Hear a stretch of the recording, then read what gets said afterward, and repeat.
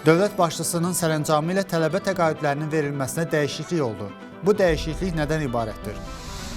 Ali təhsil müəssisələrində, eyni zamanda orta ixtisas təhsili müəssisələrində tələbələrə birinci semestrdən sonra nəticələrə görə akademik göstəricilərinə əsasən həm dövlət sifarişi ilə, həm də ödənişli əsaslarla təhsil alan tələbələrə təqaüd almaq şansı yaradır. Akademik göstəricilərə görə tələbələrə təqaüdün verilməsi onun həqiqi təyinatını təmin edir. Yeni təqaüd qaydalarının üstünlükləri hansılardır?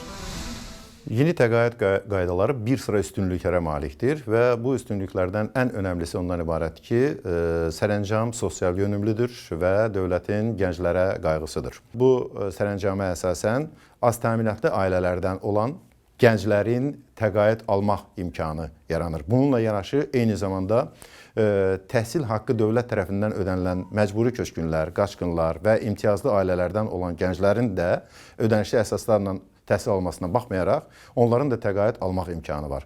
Bütövlükdə bu, təhsil mühitində rəqabəti yaradır, tələbələrdə daha yaxşı oxumaq və sağlam rəqabət mühitini yaratmaq hesabına təhsilin keyfiyyətini yüksəltməyə imkan verir.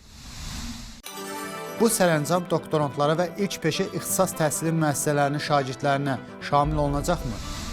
Sərəncam doktorantlara və ilk peşə ixtisas təhsili müəssisələrinin şagirdlərinə şamil edilmir. Yalnız ali təhsil müəssisəsinin magistratura və bakalavriat səviyyəsinin tələbələrinə və həmçinin orta ixtisas təhsilinin tələbələrinə aiddir və onları əhatə edir.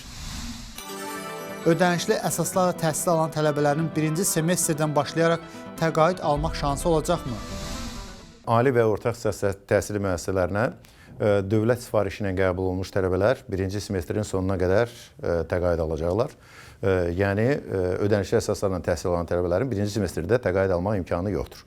Birinci semestrdən sonra imtahan sessiyasının nəticələrinə görə akademik göstəriciləri yüksək olan tələbələr təqaüd ala biləcək. İmtahan sessiyasının nəticələrinə görə ən yüksək baldan başlayaraq sıralama ilə siyahı üzrə, həmin ixtisas üzrə dövlət sifarişinin sayı nəzərə alınmaqla bu saya bərabər miqdarda tələbə təqaüd alacaq. Yəni, həmin saya həm dövlət sifarişi ilə, dövlət hesabına, eyni zamanda ödənişli əsaslarla təhsil alan tələbələr daxil ola bilər.